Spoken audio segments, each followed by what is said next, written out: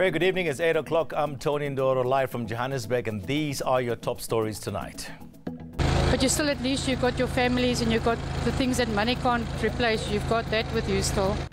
Millions of rands in damage as a fire affects around 20 homes in St. Francis Bay in the Eastern Cape. Drunken driving cases on the increase in Johannesburg as Mayor Herman Mashaba criticizes the lack of prosecutions.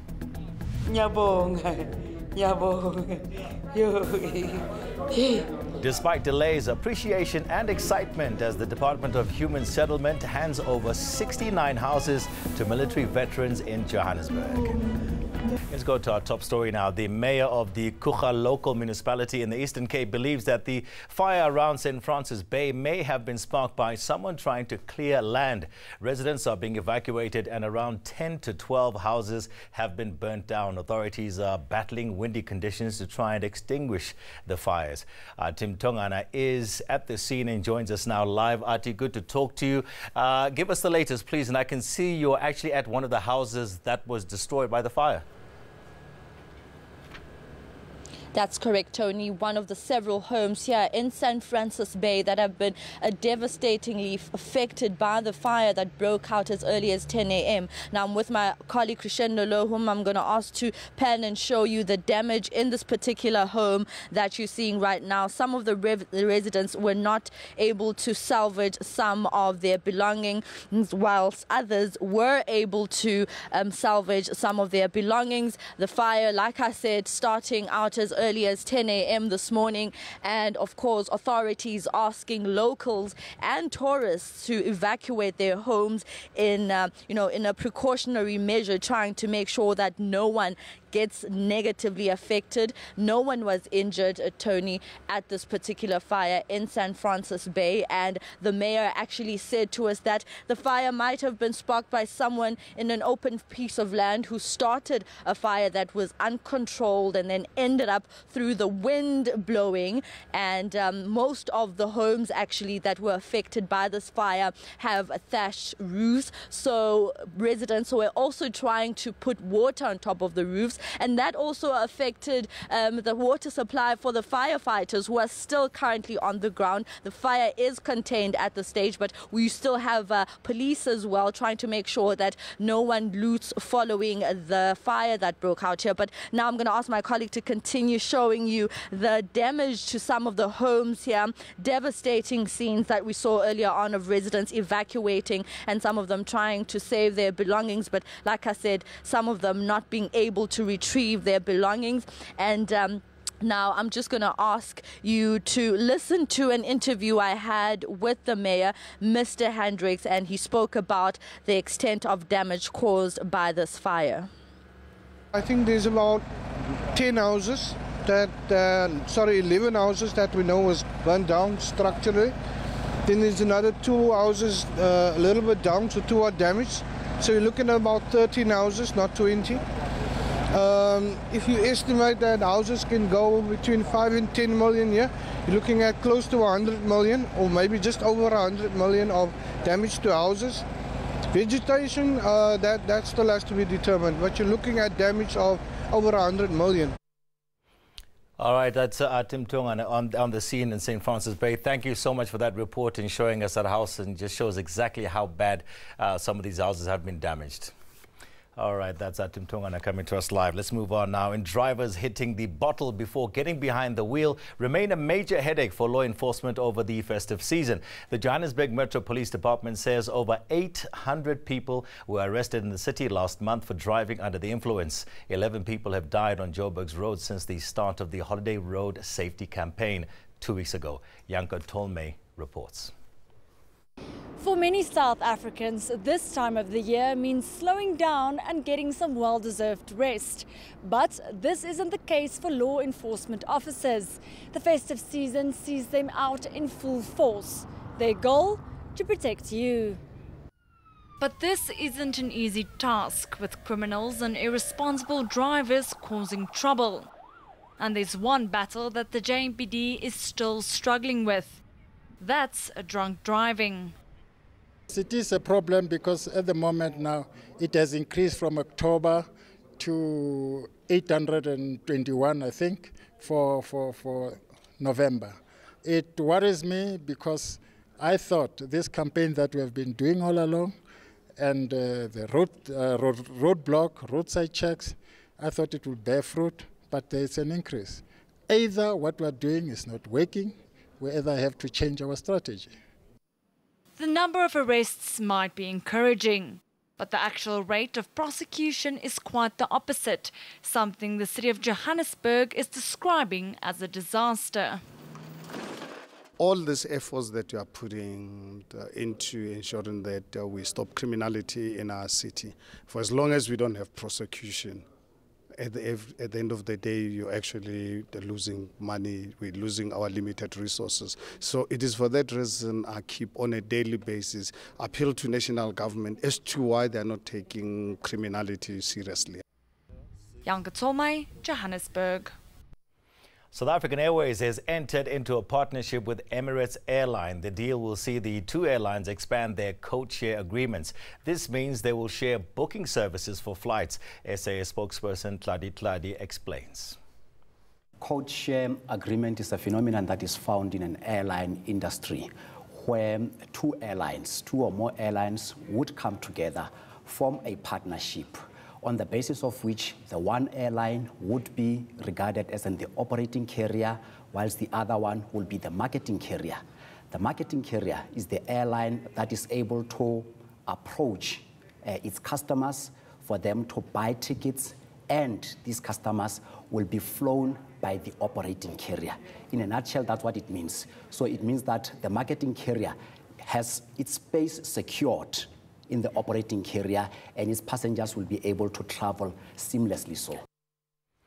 Now, dozens of those who fought for South Africa's freedom are finally being given homes. The National and Gauteng Human Settlements Departments have handed over 69 houses to military veterans in Vlorhof, west of Johannesburg.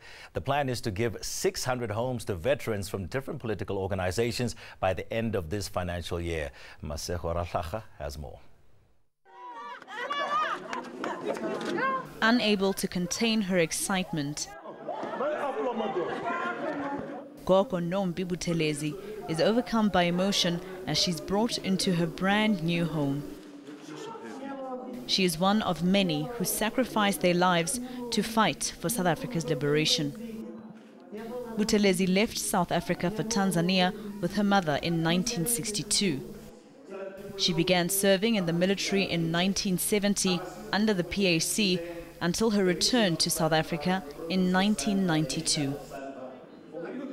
Now, in her late 60s, she's relieved to have seen this day.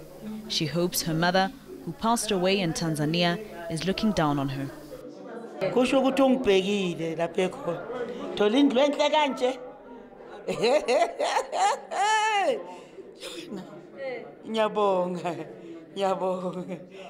The Defence and Military Veterans Department admits government still isn't doing enough to show gratitude to those like Goko Nombi Buthelezi.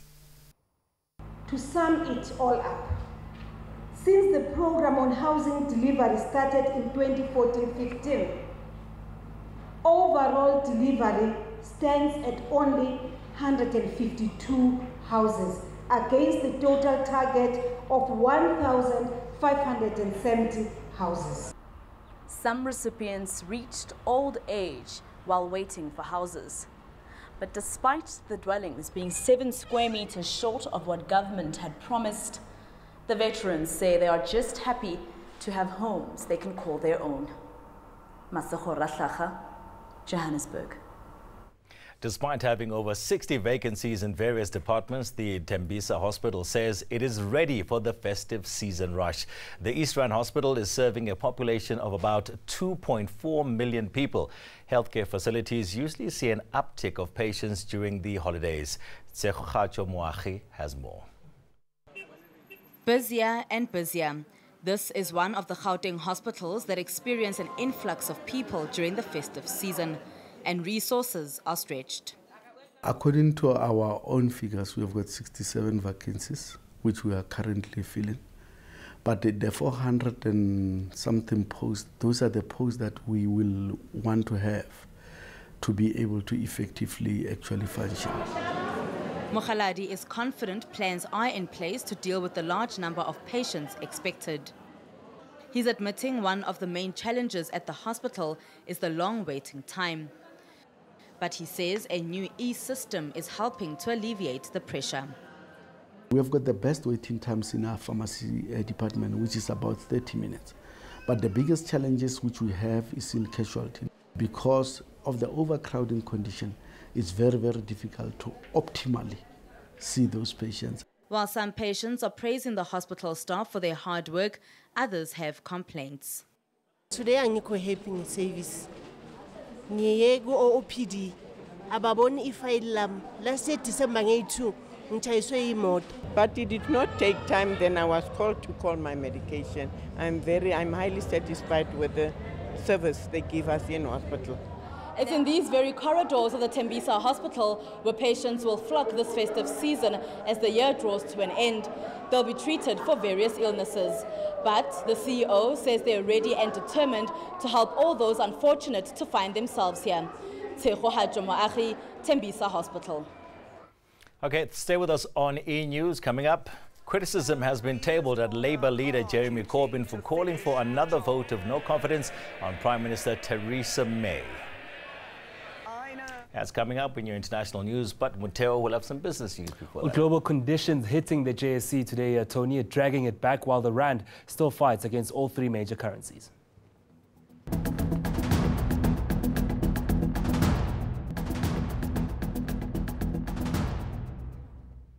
Welcome back. Muteo Khwaribe joins me now with some business news. Now, the economic gender gap is still prevalent worldwide. Definitely, the World Economic Forum actually coming up with a gender index that actually measures, how wide the gap is between men and women across the globe. And they're saying it's going to take about 108 years to close that particular gap in society. So women in politics, women at work. But when it comes to them being at work and actually getting paid the same, it's going to take more than 200 years. And a lot of countries also stalling in this regard in North Africa and also the Middle East, where, of course, women are at the bottom of society in that particular region. But in the sub-Saharan African region, we've seen a lot of improvements, but still, in terms of payment, women still get paid less, and also they're not getting economic opportunities, which is why this particular gap continues to widen, particularly in Africa. When you look at some African economies, Rwanda is 6th in the world out of 149 countries. They're bettering their situation. Their economy is, really widening, and also including women as part of it. But in South Africa, we're doing well in terms of health for women. We're actually the first in the world out of 149 countries. But the problem is with economic opportunities, where at the JSE as well, you're not seeing enough representation of women seating at CEO or chairperson level. So something that still needs to be fixed. And we're actually saying it's actually a policy and regulation situation that countries need to look at. Okay. All right. Sally, I think we'll have that conversation for a long, long time. How are the markets today? Well, the markets were supposed to be stronger, but because we're expecting a Fed decision on U.S. interest rates, it's still weakening and should weaken across the week. The all-share down more than 0.5%. Industrials also dragging back because of those global factors, while financials were even worse, down 1.5%. Mining shares were trading much better today. Gold up 2%, platinum up 1.5%, with resources also in a better territory. Commodity prices also showing this. Gold at $1,249 an ounce, and platinum just off marginally, with Brent crude keeping low at more than 2.5% at $57.23 a barrel.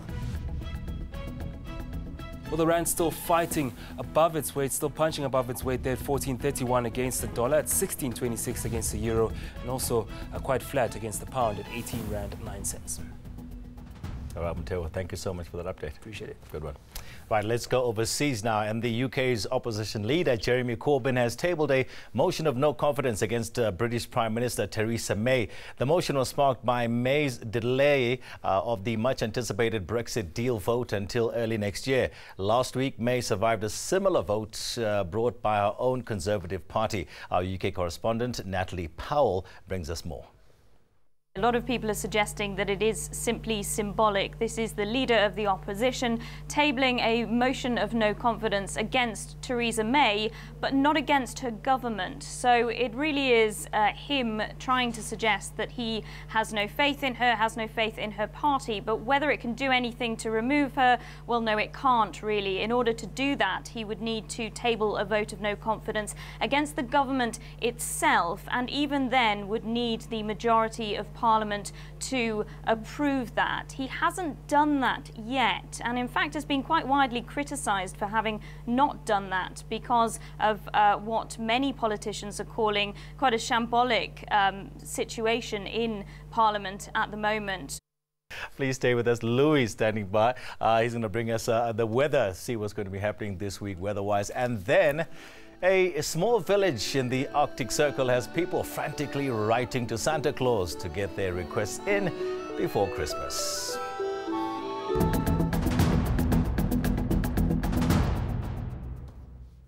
Right, let's go to Louis now, who's at our weather center. Louis, we're still experiencing those very, very high temperatures.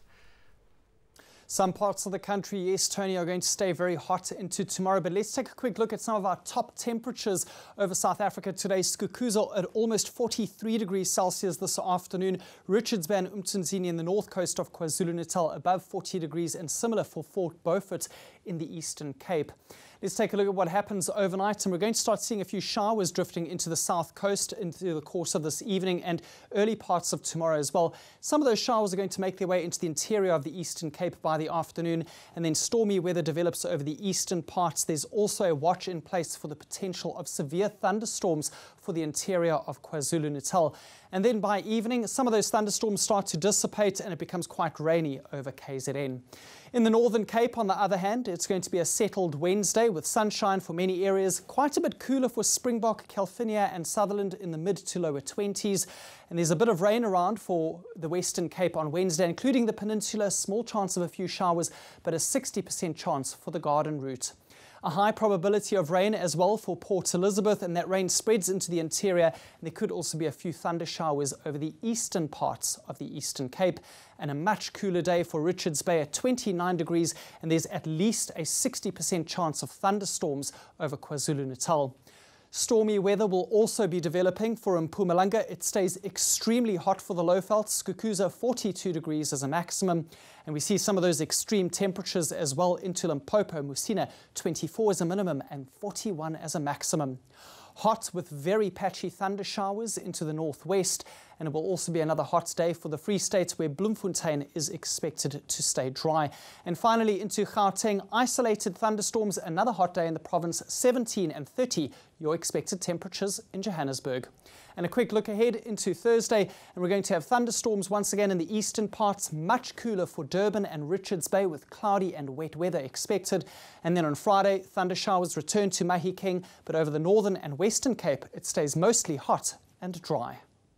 All right. Thank you so much, Louis, for those details. It stays hot and dry, the man says. Now, finally, Christmas is just 1 week away, and Santa's village in the Arctic Circle is bustling with activity. Thousands of people from around the world have made their way to Rovaniemi in Finland to visit Santa and his elves. The post office at the village is busy, with many wanting to send their Christmas greetings from Santa's village using the Arctic stamp. During this time of the year, Santa receives almost 30,000 letters every day from children all over the world. All right, let's take you back to our top stories for this evening. Millions of rands in damage as a fire affects around 20 homes in St. Francis Bay in the Eastern Cape. Drunken driving cases on the increase in Johannesburg as Mayor Herman Mashaba criticizes the lack of prosecutions. And that's it for this bulletin. We'll catch you again tomorrow evening, same place, same time from me and the crew. Good night.